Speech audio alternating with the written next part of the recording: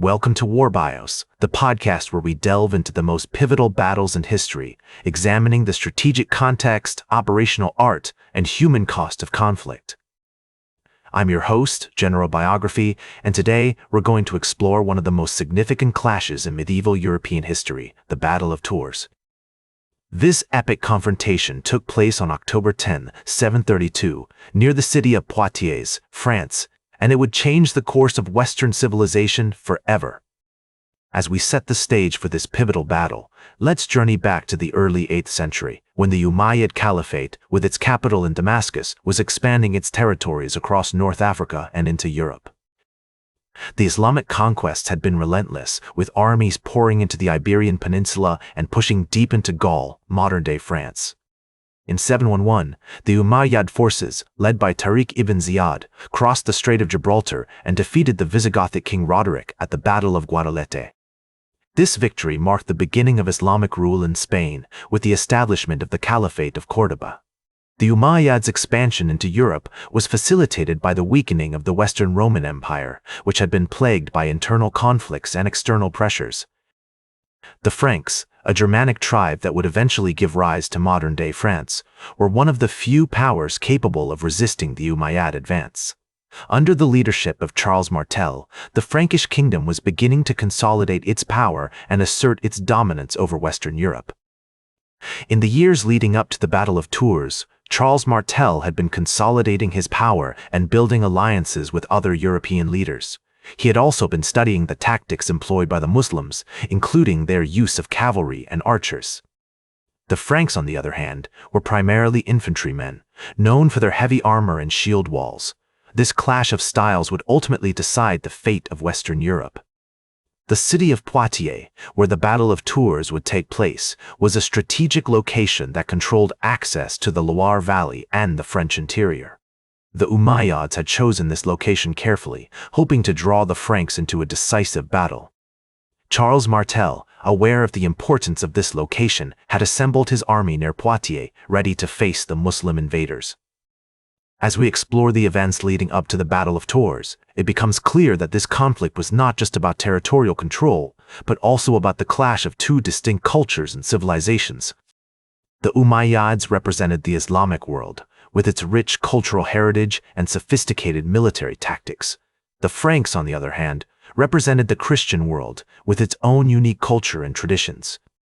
The battle itself was a masterclass in tactical innovation, with Charles Martel's forces employing novel strategies to counter the Muslim cavalry. The Battle of Tours was a masterclass in tactical innovation, with Charles Martel's forces employing novel strategies to counter the Muslim cavalry. The Umayyad army, led by Abdul Rahman al-Kafiki, governor of Al-Andalus, was a formidable force with its lightning-fast horsemen and skilled archers. However, the Franks had been studying the Muslims' tactics and were determined to neutralize their advantage. As the two armies clashed on the battlefield, Charles Martel's forces formed a tight shield wall, protecting themselves from the Muslim cavalry charges. The Franks, with their heavy armor and long swords, presented a dense, impenetrable formation that the Umayyad horsemen couldn't break through. Meanwhile, the Frankish infantrymen used their shields to deflect the hail of arrows and stones hurled by the Muslim archers. The battle raged on for hours, with both sides suffering heavy casualties. However, as the day wore on, the Franks began to gain the upper hand. The Umayyad cavalry, exhausted from repeated charges against the Frankish shield wall, started to falter. The Frankish infantry, sensing victory within their grasp, launched a series of decisive counterattacks that sent the Muslim forces reeling. As Abdul Rahman al-Kafiki fell in battle, the Umayyad army began to disintegrate. The Franks, emboldened by their success, pursued the fleeing Muslims, cutting them down as they tried to escape. By the end of the day, the battlefield was littered with the bodies of the dead and dying, and the Umayyad Caliphate had suffered a crushing defeat. The Battle of Tours marked a turning point in European history, halting the Islamic conquest of Western Europe and preserving Christianity as the dominant faith. As the historian Edward Gibbon wrote, the victory of the Franks at Tours saved Christendom from the Crescent. This triumph also cemented Charles Martel's reputation as one of the greatest military leaders of his time, earning him the nickname the Hammer, for his unwavering resolve and unshakable courage.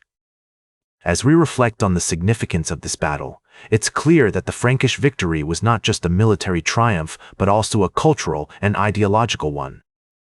The preservation of Western Christianity and the containment of Islamic expansion had far-reaching consequences for European politics, culture, and society.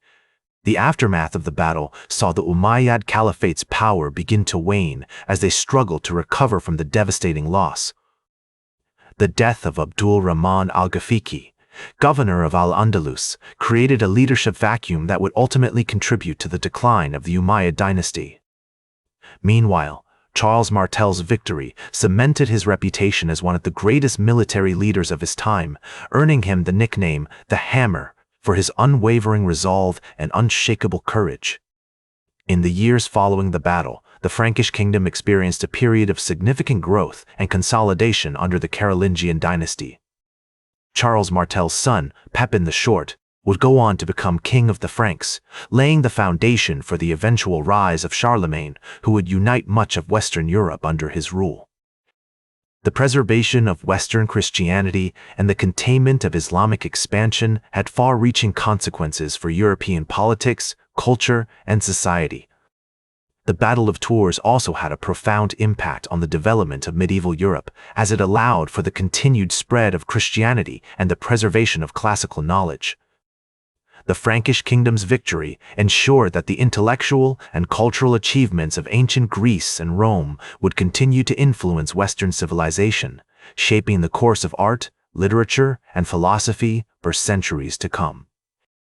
As we reflect on the lasting legacy of the Battle of Tours, it's clear that this pivotal conflict had far-reaching consequences that extend beyond the battlefield. The Frankish victory not only shaped the course of European history, but also contributed to the development of Western culture and society as we know it today. From the rise of the Carolingian dynasty to the eventual fragmentation of the Frankish kingdom, the aftermath of the battle set in motion a chain of events that would continue to unfold for centuries.